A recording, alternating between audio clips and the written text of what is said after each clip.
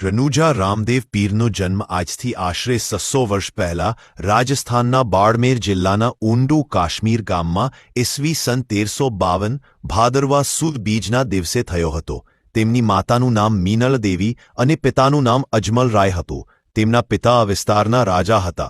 બાબા શ્રી રામદેવજી મહારાજ તનવર રાજપૂત કુળના રાજા હતા, જેઓને હિન્દુ ધર્મના લોકો ભગવાન શ્રી કૃષ્ણનો અવતાર માને છે.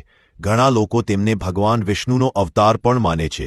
રાજસ્થાનની મરુભૂમિ પોખરણથી 10 કિલોમીટર દૂર આવેલ રામદેવરા રનુજાના રાજા રામદેવ પીરનું પ્રસિદ્ધ યાત્રાધામ આવેલું છે. અહીં રામદેવ પીરની સમાધિ છે. રાજસ્થાન સમગ્ર ભારત અને વિદેશોમાં પણ રામદેવ પીરને કૃષ્ણ નકલંગજી કે કલ્કી અવતાર માનનાર અનેક ભક્તો છે. આજે પણ લાખોની સંખ્યામાં શ્રદ્ધાળુઓ ભક્તો તેમના મંદિરોમાં દર્શનાર્થે આવે છે. ખાસ કરીને રાજસ્થાન ને ગુજરાતમાં તેમના મંદિરો વધુ જોવા મળે છે અને આ બે રાજ્યોમાં તેમના ભક્તોની સંખ્યા પણ વધુ છે. ભાદરવા સુદ બીજને દિવસે રામદેવ પીરની જન્મજયંતિ મનાવવામાં આવે છે. ઇતિહાસમાં તેના પુરાવાઓ છે કે મક્કાથી 5 મુસ્લિમ પીર બાબા રામદેવ પીરની ખ્યાતિ સાંભળી તેમની પરીક્ષા કરવા આવ્યા હતા.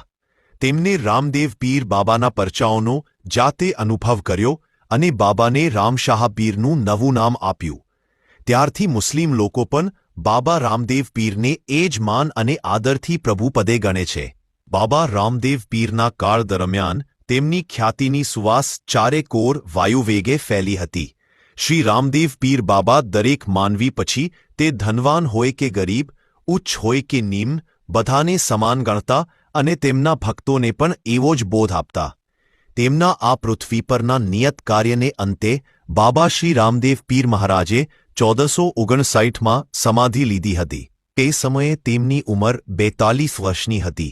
બિકાનેરના મહારાજ ગંગાસિંઘે 1931માં તેમની સમાધિની ઉપર મંદિર બંધાવ્યું હતું. બાબાના ભક્તો રામદેવ પીરને ચોખા, શ્રીફળ, ચૂરમું, ગુગળ ધૂપ અને કપડના ઘોડા ચડાવે છે. તેમની સમાધિ રાજસ્થાનના રામદેવરા પાસે આવેલી છે. રાજસ્થાનના પોકરણગઢના રાજવી અજમલજીને આપેલું વચન નિભાવવા અને ધર્મની સ્થાપના કરવા ભગવાન પધાર્યા. વિરમદેવના જન્મ બાદ બરાબર 1 માસે પોતે દિવ્ય હોવાની, ભગવાન હોવાની નિશાની રૂપે કુમકુમ પગલાં પાડ્યા. તેથી તેમનું નામ રામદેવજી રાખ્યું હતું.